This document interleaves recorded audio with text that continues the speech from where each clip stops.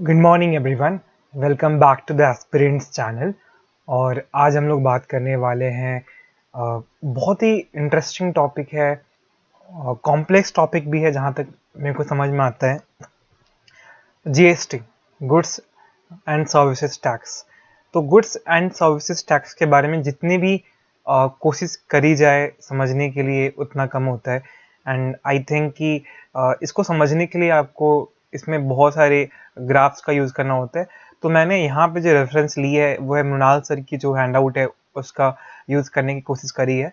और साथ ही साथ जीएसटी को समझने से पहले हम लोग ये देखेंगे कि भारत में जो इनडायरेक्ट टैक्सेस है वो क्या है। क्योंकि अगर आपको जीएसटी को समझना है तो उससे पहले ये समझना होगा कि भारत में इनडायरेक्ट टैक्सेस कैसे भारत के इकोनॉमी को बहुत प्रॉब्लम में ला के रखते थे और क्या बैकग्राउंड था जिसके बेसिस पे हमने जीएसटी को लाना बहुत ही ज़रूरी समझा। और क्यों ऐसा था कि पूरे विश्व में अगर कहा जाए जीएसटी एक इंटरेस्टिंग डेवलपमेंट है जहाँ पे चीज़ों को बहुत यूनिफॉर्म किया जाता है। तो उसको समझने के लिए इट इज़ रियली इम्पॉर्टेंट कि आप इनडायरेक्ट टैक्सेस को समझें और उसके बाद फिर जीएसटी को समझने की कोशिश करें। ठीक है, तो चलो स्टार्ट करते हैं आज की क्लास। सबसे पहले समझते हैं कि इनडायरेक्ट टैक्सेस क्या होते हैं।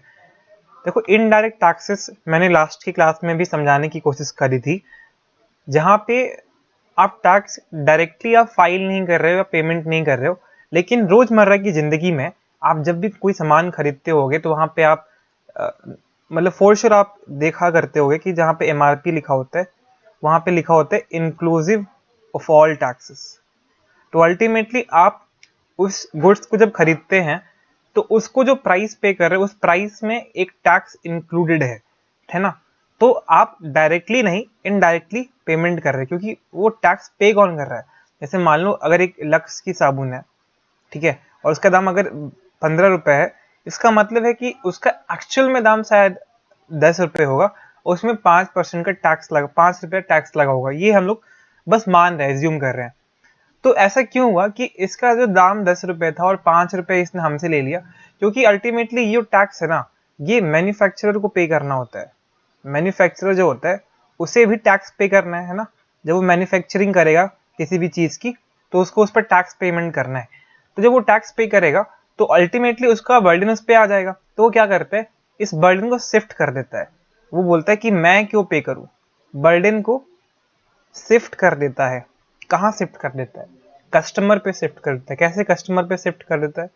गवर्नमेंट आपसे पैसा नहीं मांगती है, मैन्युफैक्चरर से मांगती है। मैन्युफैक्चरर अपने बर्डन को शिफ्ट कर लेता है कस्टमर पे। कैसे? तो अपने प्राइस में वो अपने टैक्स को इंक्लूड करके क्या करते हैं, प्राइस को बढ़ा देता है। And this is how the burden, the liability of paying taxes has been shifted to the customer.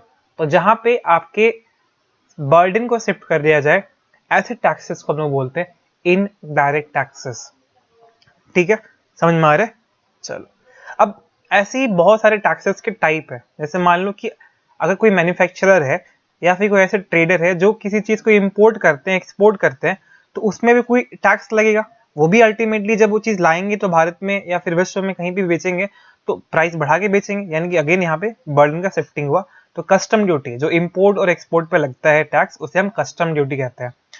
किसी भी गुड्स की मैन्युफैक्चरिंग पे अगर टैक्स लगे उसे हम एक्साइज ड्यूटी के नाम से जानते हैं। ठीक है, अगर कोई सर्विसेज मिल रही है जैसे अनअकैडमी हो गया या फिर जितने भी बाइजुज हो गए, ये क्या कर रहे हैं, सर्विसेज प्रोवाइड कर रहे हैं। एजुकेशन क्या है, सर्विस ही तो है।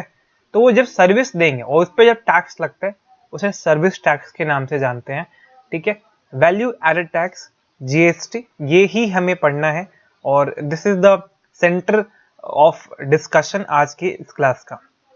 ठीक है, चलो, इनडायरेक्ट टैक्स जो होता है, कौन सी मिनिस्ट्री इस पूरे चीज को देखती है? तो भारत की जो फाइनेंस मिनिस्ट्री है वही देखती है इस इनडायरेक्ट टैक्स को, जिसके अंदर डिपार्टमेंट ऑफ रेवेन्यू काम करता है।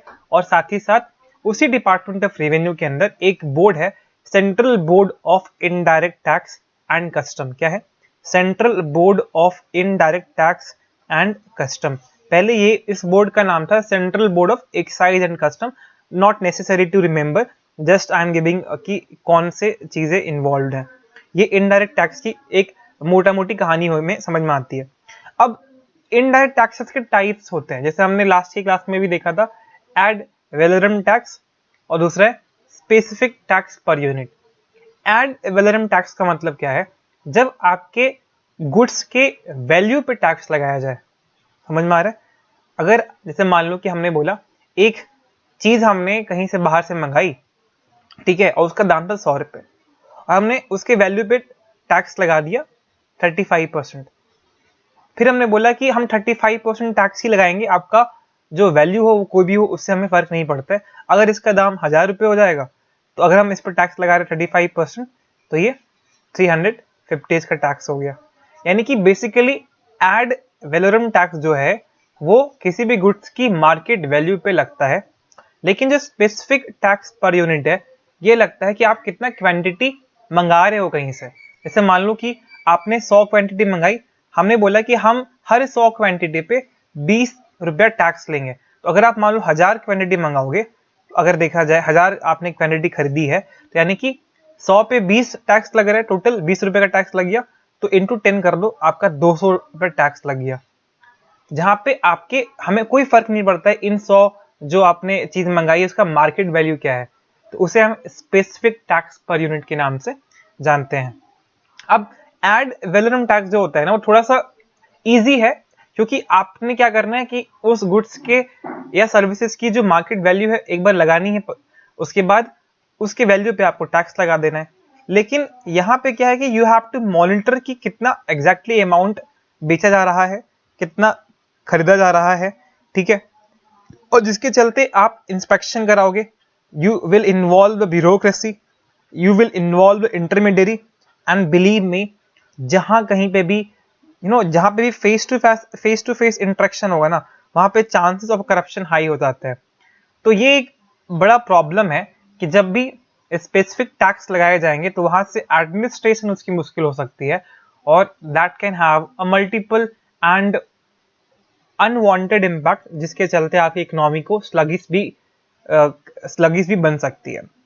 ठीक है, अब इसके फायदे क्या हैं? इनडायरेक्ट टैक्सेस के क्यों हमें लगाना पड़ता है, क्यों हमें इसके नुकसान भी क्या है वो भी देखेंगे।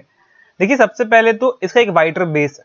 मतलब जस्ट इमेजिन कि जहां पे भारत में एक टाइम पे डायरेक्ट टैक्स 2 से 3% लोग ही पे करते हैं, लेकिन जो इनडायरेक्ट टैक्स है हर इंसान कुछ ना कुछ सामान खरीद रहा है, जिसके चलते एक वाइडर बेस क्रिएट हो जाता है, और किसी भी गवर्नमेंट के लिए वो एक बहुत बड़ा सोर्स ऑफ रेवेन्यू होता है ना। ठीक है, तो एक इसलिए ये इंपॉर्टेंट भी हो जाता है। लेकिन साथ ही साथ एक चीज ये है कि मान लो कि अगर आपने इनडायरेक्ट टैक्सेस बढ़ा दिया, इसका एक मेरिट में बता रहा हूं, अगर आपने इनडायरेक्ट टैक्सेस बढ़ाया, उससे क्या हो सकता है कि आप उसको कंज्यूम नहीं करोगे, बोलोगे ठीक है हम इसको कंज्यूम नहीं करेंगे। तो इससे एक सोसाइटी में एक सिग्नलिंग का भी काम किया जा सकता है कि आप कौन से गुड्स के कंजम्पशन को प्रमोट करना चाहते हैं, है ना। जैसे अगर आपने अल्कोहल, सिगार या फिर जो भी चीजें हैं फास्ट फूड, इस पर अगर आप इनडायरेक्ट टैक्सेस को बढ़ाते हो, it means you want them not to be consumed at a wider level, at a broad level. तो ये तीन चीजें इसकी बेनिफिशियल है। नेक्स्ट डिमेरिट क्या है? लास्ट क्लासेस में भी हमने देखा था कि रिग्रेसिव बहुत है। यानी कि अगर एक मुकेश अंबानी जो हैं वो अगर बिस्किट खरीदेंगे और उन्हें जो टैक्स है 18% का टैक्स देना है जीएसटी पे मान लेते हैं, लेकिन वही बिस्किट अगर कोई गरीब इंसान खरीदेगा उसे भी सेम टैक्स देना पड़ेगा। यानी कि it is not very good from the perspective of the poor people. At the same time it does not add the additional burden, bring the additional burden on the people of the higher strata। तो इसके चलते regressive nature में काफी है। तीसरा है कि चूंकि हमें पता नहीं होता है, बहुत बार हमें लगता है कि हम इतना पेमेंट कर रहे हैं, तो हमें ना कि हमें जिम्मेदारी नहीं लगती है, हमें उतना बर्डन नहीं लगता है कि चीजों में कि हम टैक्स पे कर रहे हैं, तो हमें हमारे अंदर चेतना नहीं होती, हम बहुत कम अवेयर होते हैं, बहुत कॉन्शियस नहीं होते whenever we are buying something जिसमें इनडायरेक्ट टैक्सेस इंक्लूड है। जस्ट इमेजिन कि आपके पास दो ऑप्शन है, एक आपको खुद जाके अपने पॉकेट से पैसे भरने हैं, और एक है कि आपने चीजें खरीदी हैं और आपको नहीं पता है कि आपसे पैसा ले लिया गया है। कहां पे आप ज्यादा मोर कॉन्शियस हो गए? आप इसमें, क्योंकि आपको पता है कि आपको यहाँ पे पैसा लगने वाला है, तो आप आराम से खर्च करोगे, आप चीजों को बहुत नोटिस करोगे, you will have the pinch, आपको वो हिट करेगा। तो इसलिए यहाँ पे जब डायरेक्ट टैक्सेस लगता है, वो एक ज़्यादा इंपॉर्टेंट रोल प्ले करता है सिविक कॉन्शियसनेस को बढ़ाने में। लेकिन यहाँ पे चूंकि इसका मतलब इम्पैक्ट उतना नहीं आपको समझ में आता है, तो इसलिए क्या होता है कि चीज़ें ऐसी हो सकती है, ठीक है। और तीसरा क्या है कि चलो आगे देखते हैं कि आपने एक और कॉन्सेप्ट है कि यही सारी चीज़ें कि एक कॉन्सेप्ट है पिगोवियन टैक्स। अब पिगोवियन टैक्स का मतलब क्या है, जैसे बहुत सारी कंपनी होती है ना, वो जब कोई भी गुड्स को मैन्युफैक्चर करती है या कुछ भी काम करती है, तो उसमें दो पार्टी बेसिकली इन्वॉल्व होती है। एक वो खुद मैन्युफैक्चरर, यानी कि आप बोल सकते हो जो कि उसमें मतलब काम करते हैं, मतलब जो बनाते हैं। दूसरा उसमें कौन कौन है, मैन्युफैक्चर में एक लेबरर भी होते हैं, तो एक पार्टी ये हो गया। दूसरा कंज्यूमर भी है, यही सारे लोग हैं। लेकिन इसमें ना एक तीसरी पार्टी भी इन्वॉल्व होती है। जैसे मान लो कि आप कोल की माइनिंग कर रहे हो, ठीक है। कोल की माइनिंग में दो स्टेक होल्डर तो सिंपल दिख रहा है, एक प्रोड्यूसर है और दूसरा कस्टमर बेस है। लेकिन what about the local population, जहां पे रेगुलर बेसिस पे इतना पॉल्यूशन होता है, डस्ट पार्टिकल्स आपको हमेशा दिखाई देते हैं, है ना, water quality, life quality, they all are just deteriorating in nature. तो ये थर्ड पार्टी जिसके को बर्डन बेयर करना पड़ता है, they have to bear the burden of these unwanted things जो उनके साथ आ चुकी है। तो ये एक निगेटिव कॉन्सिक्वेंस है इकोनॉमिक एक्टिविटी का। तो अब ये तो थर्ड पार्टी में ऐसा हो गया, नेगेटिव कॉन्सिक्वेंस हो गया। लेकिन कभी कभी पॉजिटिव भी चीज तो हो सकता है ना। जैसे मान लो कि आपने कहीं पे इंडस्ट्री लगाई और इंडस्ट्री के चलते वहां पे बहुत सारे पार्क खुल गए, है ना, वहां पे बहुत सारे जिम खुल गए, मार्केट्स खुल गए। तो these are the positive externality कि इसके चलते क्योंकि वहां पे लोग इन्वॉल्व थे नहीं, बट स्टिल वहां पे इसका एक बेनिफिट लार्जर पिक्चर पे देखा जाए तो लार्जर पॉपुलेशन को मिलने लगा। तो एक थर्ड पार्टी को पॉजिटिव और नेगेटिव बेनिफिट हो सकता है, नेगेटिव कॉन्सिक्वेंसेस हो सकता है। तो पिगुवियन ने क्या कहा, उन्होंने बोला कि हम ना ऐसी कंपनी को टैक्स करेंगे जो नेगेटिव एक्सटर्नलिटीज को क्रिएट करती है, जैसे पॉल्यूटिंग इंडस्ट्रीज हो गई, सिगरेट्स हो गया या अल्कोहल हो गया। तो उनके लिए आपको इनडायरेक्ट टैक्सेस हाई रखने पड़ेंगे, and that's the reason we do have the higher indirect taxes slab for the petroleum, tobacco, alcoholic products. ये समझ में आया क्यों?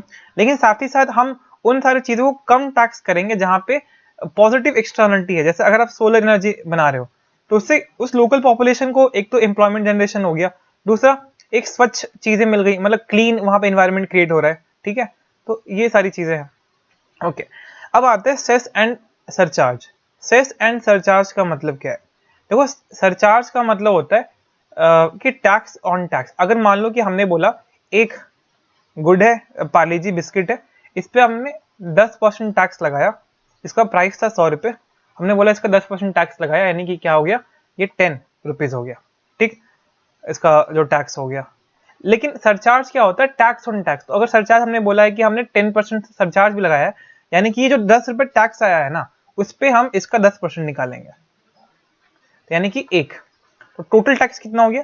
तो पहले आप 10 रुपीज पे कर रहे थे, अब आप सरचार्ज जो आपको 1 रुपया पे करना है, तो वो भी आप पे करोगे। तो surcharge is nothing but tax on tax. लेकिन जो सेस होता है, तो सेस क्या होता है? वो लगता है आपका बेसिकली टैक्स प्लस सरचार्ज। तो टैक्स प्लस सरचार्ज कितना था आपका? हो गया था, टैक्स था 10, सरचार्ज 1 रुपया, 11। अब इस पे जो टैक्स लगेगा दैट इज द सेस। समझ में आ गया? चलो ठीक।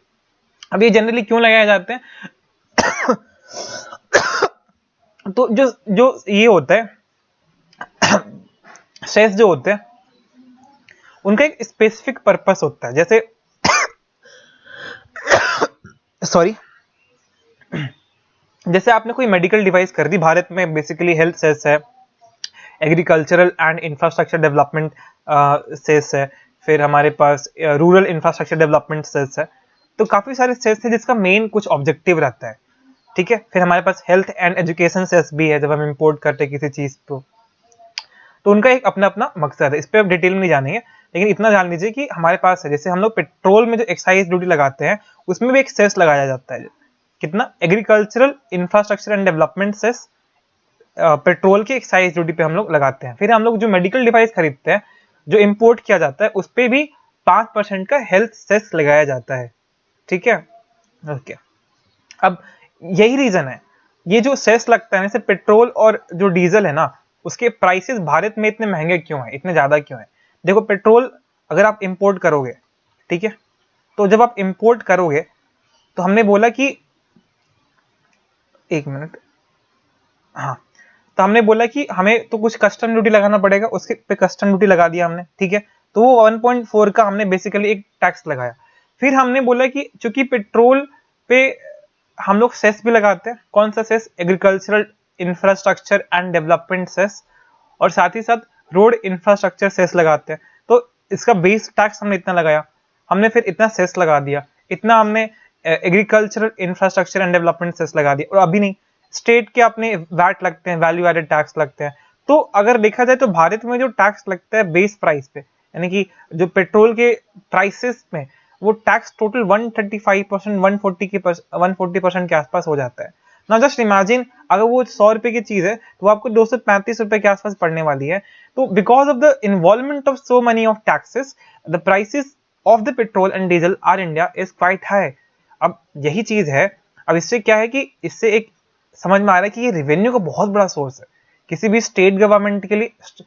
देख रहे हो आप, स्टेट गवर्नमेंट भी अपना टैक्स लगाती है, और सेंट्रल गवर्नमेंट के लिए तो टैक्स का एक बहुत बड़ा रेवेन्यू का एक बहुत बड़ा सोर्स है ही।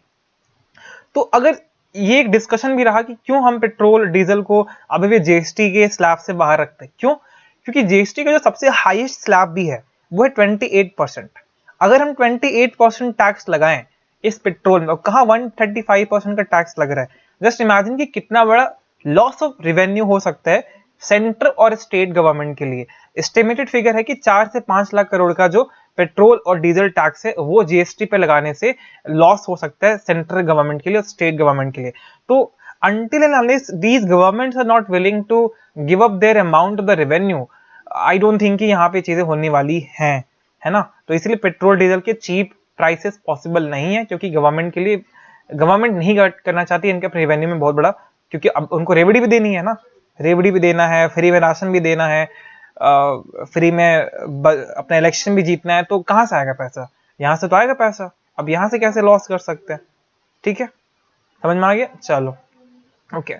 अब एक होता है विंडफॉल टैक्स। देखो विंडफॉल टैक्स कुछ नहीं है, जब कभी भी ऐसे सर्कमस्टांसेस क्रिएट होते हैं जहां पे आपके पास एडिशनल, अचानक से अनफोर्सीन इन्वायरमेंट के चलते, मान लो कि रशिया यूक्रेन वॉर हुआ, और उस, क्योंकि ये एक ऐसा इवेंट है जो आपको भी नहीं पता था, अनएक्सपेक्टेड इवेंट था, लेकिन इस अनएक्सपेक्टेड इवेंट के चलते जब आपकी कंपनीज बहुत सारा प्रॉफिट कमाना स्टार्ट कर देती है, तो उस कंपनी के प्रॉफिट में जो हम टैक्स लगाएंगे वो विंडफॉल टैक्स कहलाता है।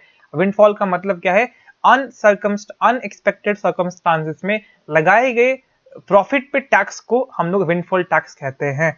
लेकिन जैसे जैसे वो सिचुएशन धीरे धीरे नॉर्मल हो जाएगा, वो सरकार भी ट्राई करती है कि दे लेसन द टैक्सेस जो उन्होंने इम्पोज करके रखी है। ठीक है, ओके। अब समझते हैं कि भारत में पेट्रोल, अभी इसी को समझ रहे हैं, पेट्रोल और डीजल का जो कॉन्सेप्ट है, उसका जो मैकेनिज्म है पूरा, वही समझने की हम लोग कोशिश कर रहे हैं। जैसे नीति आयोग ने बोला यार कि देखो जीएसटी पे ना, पेट्रोल और डीजल पे आप कम से कम 28% का जीएसटी लगा दो, ठीक है, और जो लॉस हो रहा है, जैसे हमने बोला 4 लाख करोड़ का लॉस हो रहा है, उसमें सेंट्रल गवर्नमेंट का कुछ लॉस होगा, स्टेट गवर्नमेंट का कुछ लॉस होगा, तो वो जो लॉस है उसको कंपनसेट करने के लिए हम किसी किसी चीजों पे सेस लगा देंगे, ठीक है, और वो जो सेस से रेवेन्यू आएगा वो हम स्टेट्स को दे देंगे, जिसके चलते उनका कंपनसेशन भी लगभग मिल जाएगा। और ये नहीं कि this will not go for the indefinite time, ये चलेगा लगभग 6 साल तक के लिए, है ना। लेकिन अभी भी ये प्रपोजल स्टेज में है, और इसमें अभी बीच बीच में डिबेट, बीच बीच में अपडेट्स आते रहते हैं। खैर, तो प्राइस डीजल का जो भारत में एक सिस्टम है, हाउ टू लाइक हम उसे मैनेज कैसे करते हैं, हम उसे प्राइसिंग कैसे करते हैं, तो 1970 से लेकर 2002 तक हमने जो मैकेनिज्म यूज करा, that was administered price mechanism. जहां पे क्या होता था, हम सरकार बोलती थी, गवर्नमेंट ऑफ इंडिया बोलती थी, यार देखो पेट्रोल और जो डीजल है ना, उसके दाम आप प्लीज थोड़े सस्ते रेट में दे दो, है ना।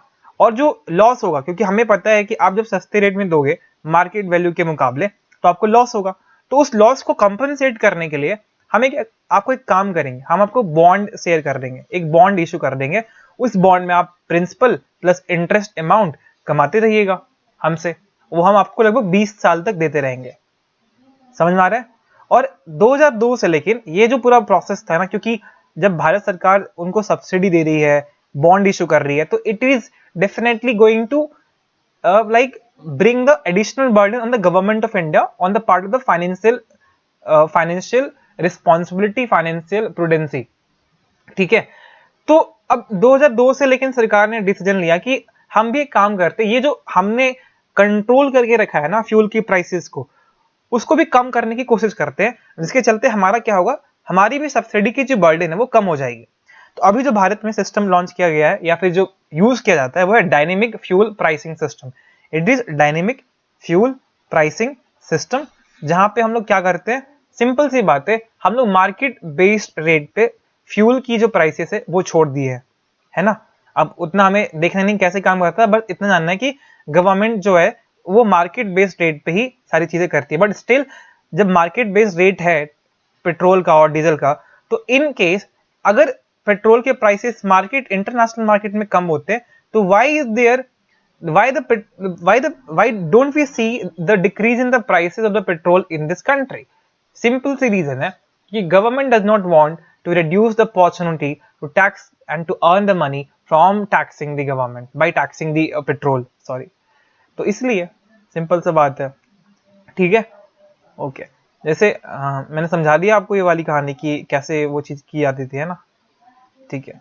तो अब यही रीजन है कि 2021 में जब फाइनेंस मिनिस्टर सीतारमन ने कहा कि हम ना पेट्रोल और डीजल पे अपनी जो एक्साइज ड्यूटी है वो हटा नहीं सकते, वो कम नहीं कर सकते। क्यों नहीं कर सकते? क्योंकि जो यूपीए गवर्नमेंट ने बोला था ना कि हम आपको 20 साल तक बॉन्ड, 20 साल का जो बॉन्ड है वो देंगे और वहां से आप पैसे कमाते रहिएगा, अर्न करते रहिएगा, तो 20 साल खत्म नहीं हुआ था 2021 में। तो still they had the liability and the burden to pay the money to the like issue, जिनको पेमेंट करना था, जिनको बॉन्ड दिया गया था, और उनका एक ही चीज कहा गया था, ठीक है, दैट्स इट। बट उनके पास तो क्या ही, उनके पास आंसर रहता है क्या ना। एक बहुत ही इंटरेस्टिंग है, यहां से हमको समझ में आएगा कि क्या जीएसटी का इंपॉर्टेंस है, cascading effect of indirect taxes. अब ये क्या है?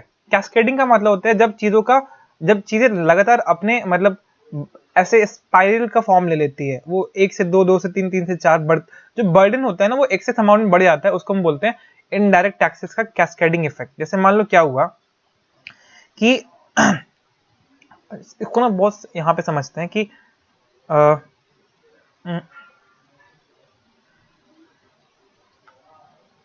हाँ, जैसे मान लो, जैसे मैं हूं, एक इंसान है ए, एक इंसान है बी और एक इंसान है सी। सी यहां पे कस्टमर है, ठीक है, बी यहां पे मैन्युफैक्चरर है, और जो सॉरी ए यहां मैन्युफैक्चरर है और बी जो है यहां पे रॉ मटेरियल का सप्लायर है। तो अब एक काम आप देखो कि जब ए जो मैन्युफैक्चरर है वो चीजों को खरीदेगा इनपुट के तौर पे, तो यहां से खरीदेगा, और जब वो खरीदेगा तो इसको टैक्स देना पड़ेगा, और जब ये मैन्युफैक्चरर कस्टमर को बेचेगा तब भी कस्टमर को टैक्स देना पड़ेगा, क्योंकि हर जगह गवर्नमेंट ने टैक्स लगा के रखा है इनपुट पे उसको बेचने के चक्कर में। तो ये टैक्स ऑन टैक्स है कि आपने एक टैक्स लगाया, एक ही गुड्स पे आपने 2 बार टैक्स लगा दिया है। ये जो गुड्स बन रहा है, ये जो मैन्युफैक्चर बना रहा है इस पूरे प्रोसेस में, वो तो एक ही गुड्स के मैन्युफैक्चर में इनपुट जो यूज हुआ और इसी को बेचा गया, तो इसका टैक्स ऑन टैक्स जो कैस्केडिंग इफेक्ट आया, इसके चलते चीजें इसका प्राइस बढ़ जाता है और फिर वो एक गलत इंपैक्ट क्रिएट करता है। जैसे मान लो यहाँ पे एक कहानी के लिए यहाँ पे मैंने समझा दिया कैस्केडिंग इफेक्ट क्या होता है, ठीक है, ओके। लेकिन हाँ, जैसे कहाँ गया, हाँ, जैसे मान लो कि रिटेलर ने अगर होलसेलर से चीजें खरीदी 100 रुपए में, उसको 10% का टैक्स देना पड़ा, तो 110 रुपए का प्राइस हो गया।